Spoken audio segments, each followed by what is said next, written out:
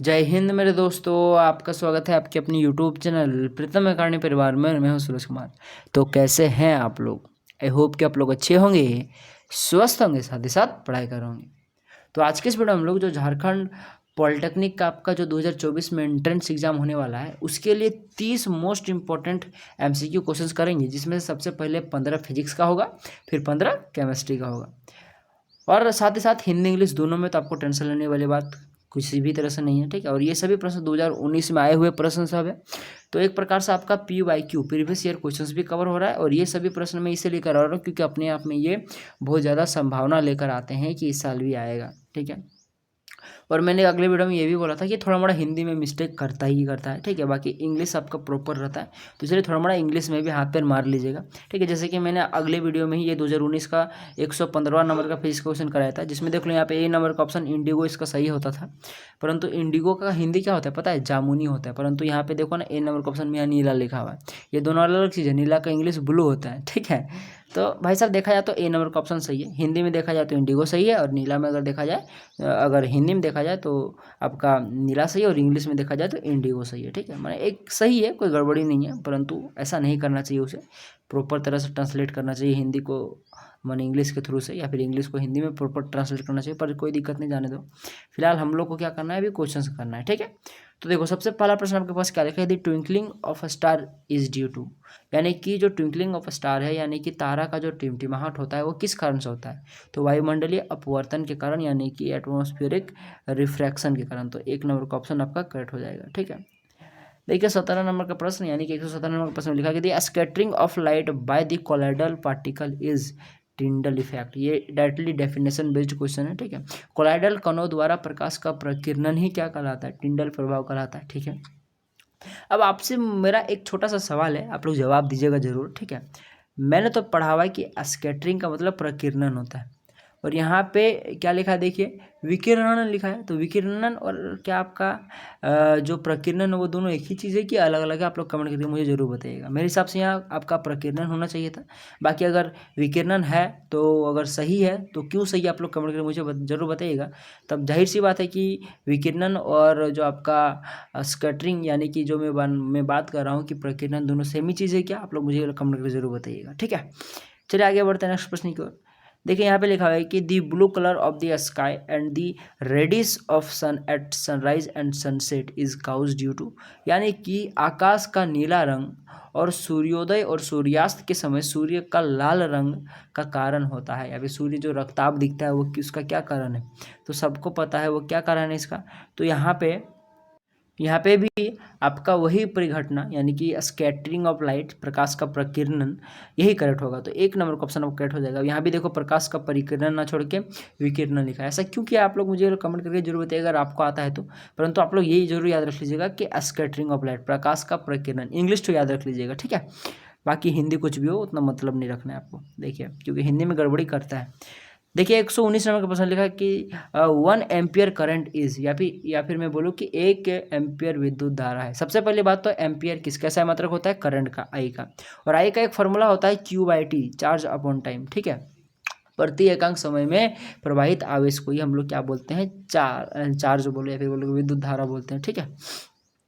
तो बेसिकली यहाँ से अगर मैं देखूँ तो आप लोग आई को, यानी कि करंट को, आप लोग एम्पियर में लिख सकते हो, वो एम्पियर, ठीक है। और आप लोग क्यू को आप लोग क्या लिख सकते हो? कूलम, क्योंकि क्यू का जो मात्रक होता है वो कूलम होता है, सी होता है। और टी का क्या होता है? समय, एस होता है, ठीक है। तो कूलम सेकंड हो गया। और चूंकि आपको 1 एम्पियर पूछा है, तो 1 एम्पियर कब आएगा आपका? जब ये कूलम और सेकंड ये सब एक एक होगा, यानी कि 1 सेकंड बाय में 1 कूलम, यही करेक्ट आंसर हो जाएगा, एक नंबर का ऑप्शन, ठीक है। यानी कि 1 कूलम बाय 1 सेकंड, ठीक है। चलिए आगे बढ़ते, यही होता है आपके पास 1 एम्पियर करंट। देखिए लिखा कि the potential difference between 2 point is equal to work done upon charge, directly definition based question. दो बिंदुओं के बीच की विभवांतर बराबर होता है किया गया कार्य बटे में, देखो यहाँ पे प्रभार लिखा है। प्रभार क्या है? चार्ज का। यहाँ पे तो आवेश होना चाहिए मेरे हिसाब से, बाकी प्रभार ही सही है कि क्या है, गलत है? आप लोग ये कमेंट करके मुझे जरूर बताइएगा, ठीक है। थोड़ा मोड़ा फंसाता है, जरूर सही ही लिखा हुआ, गलत तो नहीं लिखना चाहिए, पर क्या सेंस लगा के लिखा है वो मैं नहीं पकड़ पा रहा हूँ, ठीक है। चलिए तो फिलहाल यहाँ पे क्या हो जाएगा? वर्क डन अपॉन चार्ज, यानी कि किया गया कार्य बटे में आपका होता है यहाँ पे आवेश, ठीक है। याद रख लीजिएगा बात, यही होता है पोटेंशियल डिफरेंस। देखा कि SI unit of potential differences यानी कि विभवांतर की SI इकाई है, ठीक है। तो भाई साहब विभवांतर बोले या फिर विभव बोले दोनों का ही वोल्ट होता है, ठीक है। तो जो कि ऑप्शन नंबर बी में आपको दिख रहा होगा। तो सभी क्वेश्चन चमक रहा है कि नहीं? अगर चमक रहा है तो वीडियो को जरूर लाइक कीजिएगा, ठीक है। 1 ओम इज इक्वल टू, देख लो जिस प्रकार से आगे आपको 1 एम्पियर पूछा तो उसी प्रकार से यहाँ 1 ओम पूछा है। सबसे पहले बात तो ओम किसका ऐसा मात्रक होता है? आर का, रेजिस्टेंस का। और आर का जो फॉर्मूला होता है ओम का नियम से, ओम का नियम क्या होता है? V बराबर में IR होता है। यहाँ से आर निकाल लोगे तो आपके पास आई तो इधर आ जाएगा भागा में, यानी कि आर बराबर क्या हो जाएगा? V बटे में I हो जाएगा। और आपको पता है कि आर का मान, आर का जो होता है आपके पास मात्रक वो होता है, क्या होता है आपके पास? ओम होता है, ओम, जिसको मैं ऐसे करके दिखाता हूँ कुछ हेडफोन जैसा, ठीक है। और उसके बाद वोल्ट जो है यहाँ पे, वोल्ट को किसे लिखा जाता है? यहाँ पे वोल्ट क्या है आपके पास? यहाँ पे विद्युत, वो समझ लो कि विद्युत विभव है, ठीक है। तो यहाँ पे भी क्या हो जाएगा आपके पास? विभव बोलो या विभवांतर बोलो, तो भी क्या है आपके पास? यहाँ पे वोल्ट है। और आई का क्या होता है आपके पास? एम्पियर होता है, इसीलिए मैं यहाँ पे एम्पियर लिख देता हूँ, ए लिख देता हूँ, ठीक है। अब आपको 1 ओम करना है तो 1 ओम कम होगा जब आपके पास 1 भी अपॉन में 1 ये होगा, एक एक करके दोनों का वैल्यू होगा तब ना आपको पास कट छट के वापस लिए 1 आएगा, यानी कि 1 वोल्ट अपॉन में 1 एम्पियर इसका सही आंसर हो जाएगा। तो कहाँ पे ऑप्शन दिख रहा है? 1 वोल्ट अपॉन में 1 एम्पियर, ये 1 ओम के इक्वल होता है, तो सी नंबर का ऑप्शन करेक्ट हो जाएगा। चलिए आगे बढ़ते हैं नेक्स्ट प्रश्न की ओर। लिखा हुआ है कि if the length of the metallic wire is doubled, यानी कि जो उसकी लंबाई है उसकी लंबाई को दोगुना कर देता है, यानी कि जो L है, कोई तार की मान लो लंबाई L है उसको दोगुना कर देता है, यानी कि 2L कर दिया जाता है। Then the resistance of the wire is, ठीक है। तो सीधा सीधी पूछ रहा है कि आपके पास यदि धातु के तार की लंबाई दुगनी कर दी जाए तो उसका प्रतिरोध है, या फिर क्या होगा प्रतिरोध? तो प्रतिरोध का फॉर्मूला होता है Q इंटू एल, क्यू हो रहा रो है ये वाला, ठीक है। R is equal to rho into L by A. Rho क्या होता है? तार की प्रकृति होता है। ए क्या होता है? अनुप्रस्थ काट का अनुप्रस्थ काट का क्षेत्रफल होता है, जिसको हम लोग क्रॉस सेक्शनल एरिया भी बोलते हैं, ठीक है। और यहाँ पे L क्या होता है? यही लेंथ होता है। तो यहाँ पे Q और A का बात नहीं किया गया है, तो Q और A से तो कोई मतलब है ही नहीं, सिर्फ L से मतलब है, L को दोगुना कर दिया जाता है। तो L को दोगुना कर दोगे तो देख सकते हो ये R टोटल का टोटल दोगुना हो जाएगा, क्योंकि यहाँ पे दो है ये आपका ऊपर में गुना हुआ है। कहाँ गुना हुआ है? अंश में गुना हुआ है, जिसका अंश से आप लोग 2 को आगे करके लिख सकते हो, यानी कि R बराबर में क्या हो जाएगा? 2 इंटू का आप लोग रो इंटू का L बाई ए लिख सकते हो। इस यहाँ से 2 को आप लोग उठा के यहाँ लिख सकते हो, क्योंकि ऊपर में है। तो अब आप लोग यहाँ देख लो, ये तो आपके पास R का वैल्यू हो गया, लेकिन इसके बाद भी यहाँ पे 2 लगा हुआ है, यानी क्या हुआ कि R आपका दोगुना बढ़ गया है। तो लिख सकते हो कि दोगुना होता है, यानी कि डबल्ड हो जाता है। बी नंबर का ऑप्शन करेक्ट हो जाएगा, ठीक है। लिखा हुआ नेक्स्ट प्रश्न, ऐसा यूनिट ऑफ रेसिस्टिविटी यानी कि प्रतिरोधकता, प्रतिरोध नहीं, प्रतिरोध का तो ओम होता है, परंतु प्रतिरोध अभी आपने देखा कि R बराबर में रो इंटू एल बाई ए। तो यहाँ पे ये जो रो है पदार्थ की प्रकृति, यही आपका होता है प्रतिरोधकता, ठीक है। ये R का तो ऐसा यूनिट आपके पास ओम होता है, परंतु इस रो का क्या होता है? ये ओम मीटर होता है, याद रख लीजिए बात। कैसे क्या होता है इसका? ओम मीटर, जो कि ऑप्शन नंबर ए में आपको दिख रहा होगा। चलिए आगे बढ़ते हैं, देख लो ये बहुत ही अच्छा प्रश्न है, ठीक है। यहाँ पे लिखा हुआ है कि when the resistors are connected in series, then मतलब अगर रेजिस्टर्स को मान लो कि सीरीज में कनेक्ट करो। सीरीज मतलब क्या होता है आपके पास?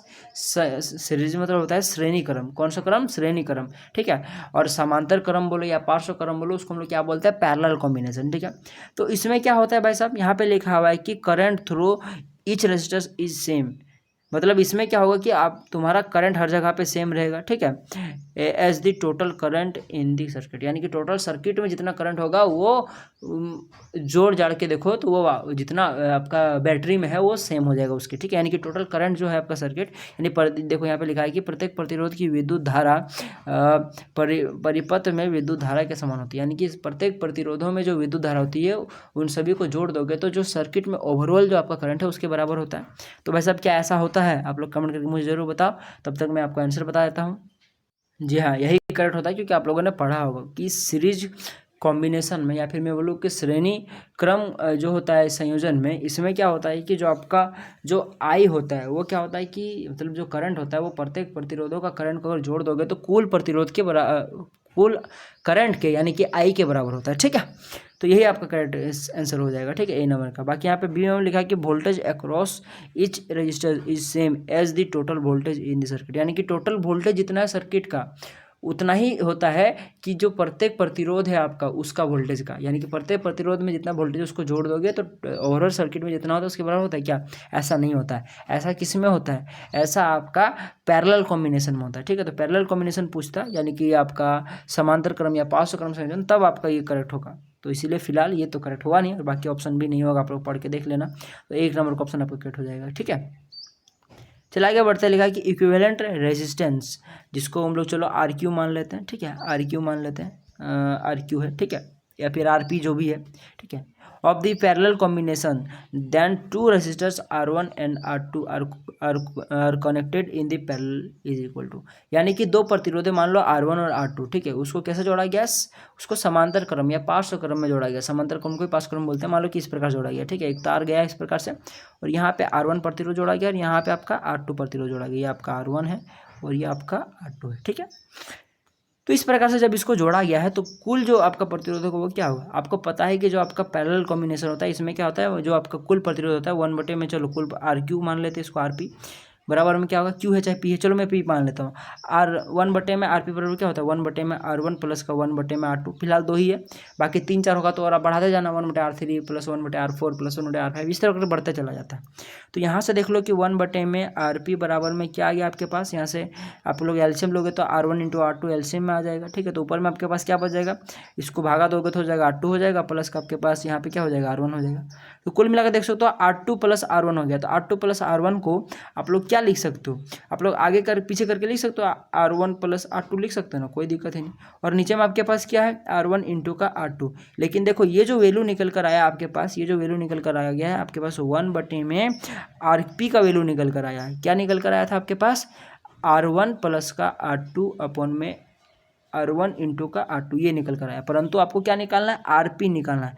तो इसको RP निकालने के लिए इसको पलटना पड़ेगा आपको, तो इसको भी पलटना पड़ेगा ना, एक तरफ पलटने से काम नहीं चलेगा, दोनों तरफ पलटना पड़ेगा। तो क्या निकल कर आ जाएगा फाइनली आपके पास, ऊपर में अब आपके पास R1 × R2 चला जाएगा और नीचे में आपके पास R1 + R2 हो जाएगा, जो कि आपका ऑप्शन नंबर यहाँ डी में दिख रहा होगा, यही करेक्ट हो जाएगा।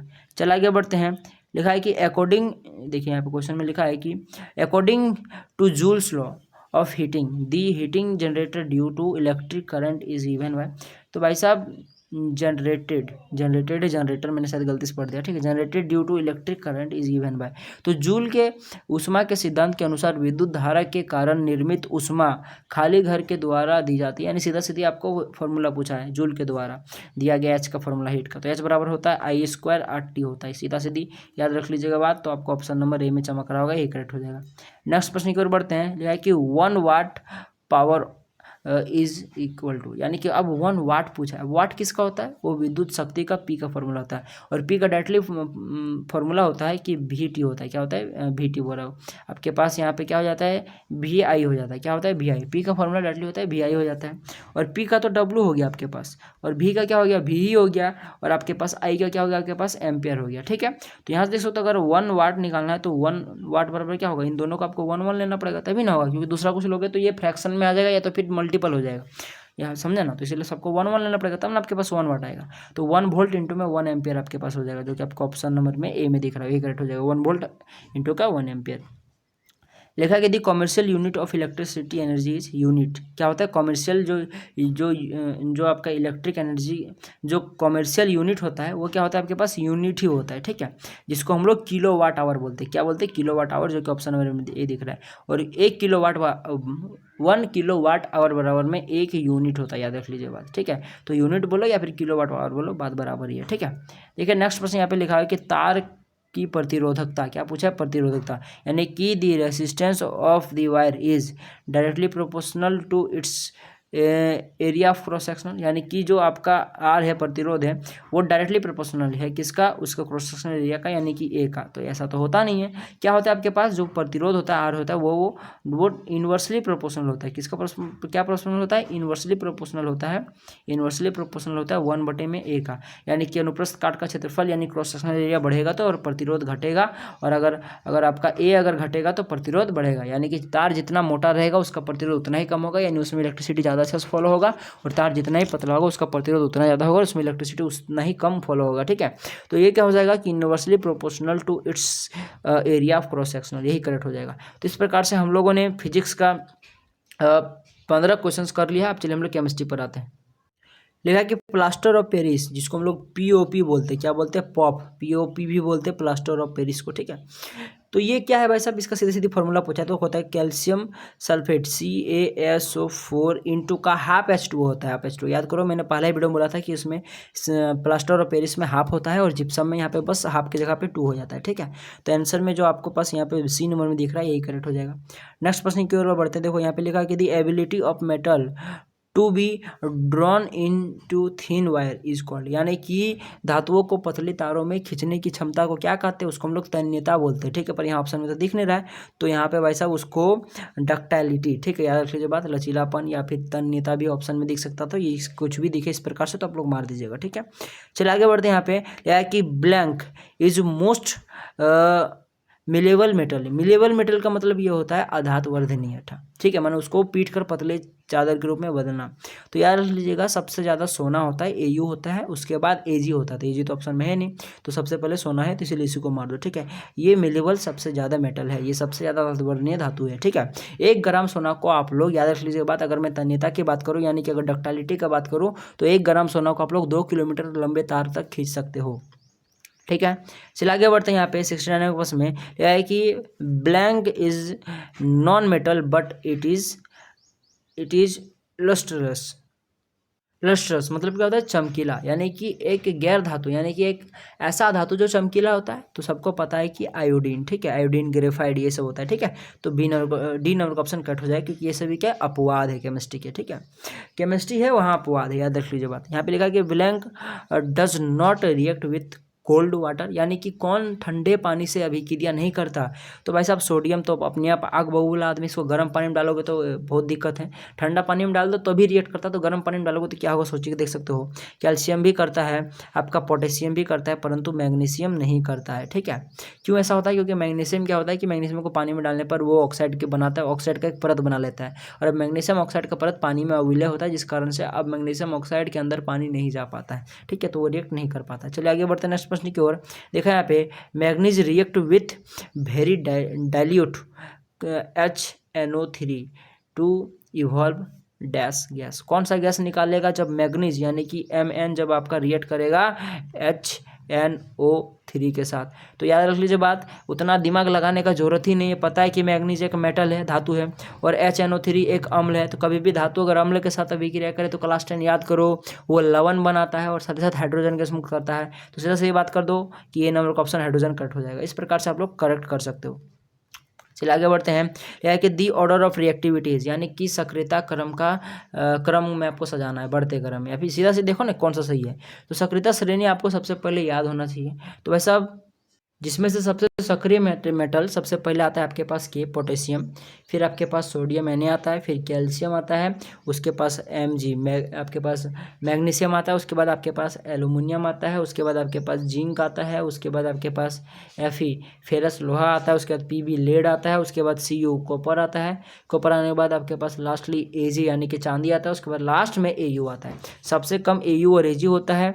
और आपका यहाँ से देखा जाए कि आपके पास जिंक से लेकर आपका कॉपर तक ये मध्यम अभिक्रियाशील तत्व होते हैं, बाकी इधर जो पोटेशियम से आपका एल्युमिनियम तक सबसे ज़्यादा होता है, ठीक है। तो जो आपके पास यहाँ पे सबसे पहले देखो, यहाँ पे जो आपके पास बी नंबर ऑप्शन में दिख रहा है मैग्नीज, देख लो सबसे पहले मैग्नीज है, उसके बाद फिर यहाँ पे एल्युमिनियम है, उसके बाद फिर जिंक है, उसके बाद फेरस, यानी कि आपके पास बी नंबर का ऑप्शन ही करेक्ट हो जाएगा कि मैग्नीज सबसे अधिक अभिक्रियाशील, उसके बाद एल्युमिनियम, उसके बाद जिंक, उसके बाद फेरस, ठीक है। तो बी नंबर का ऑप्शन को एकदम ठोक डालो, ठीक है। चलिए आगे बढ़ते, लिखा है कि यहाँ पे सिनेबार इज, यानी कि सिनेबार क्या है, सिनेबार मरकरी का एक अयस्क होता है, यानी कि HgS, ठीक है, याद रख लीजिए बात। तो सी नंबर का ऑप्शन आपका करेक्ट हो जाएगा। चलिए आगे बढ़ते हैं नेक्स्ट प्रश्न की ओर। लिखा है कि sulphide ores are converted into oxide by, तो सल्फाइड ओर्स को, सल्फाइड अयस्कों को उसके ऑक्साइड में कैसे परिवर्तित किया जाता है, उसको भून के, ठीक है, हाँ भून के, ठीक है, यानी कि रोस्टिंग से हम लोग कर सकते हैं, याद रख लीजिए बात। चलिए आगे बढ़ते हैं। देखो ये रिएक्शन दिया हुआ है कि आप लोग देख लो, यहाँ पे फेरस ऑक्साइड को एल्युमिनियम के साथ रिएक्ट करोगे तो यहाँ फेरस और एल्युमिनियम यहाँ पे ऑक्साइड मिलता है, और साथ साथ हीट बहुत ज़्यादा निकलता है। ये अभिक्रिया को हम लोग क्या बोलते हैं, थर्मिट अभिक्रिया। क्या थर्मिट अभिक्रिया, हाँ ये ऊष्माक्षेपी अभिक्रिया है, परंतु यहाँ ऑप्शन में कहीं पे दिख नहीं रहा है, ठीक है।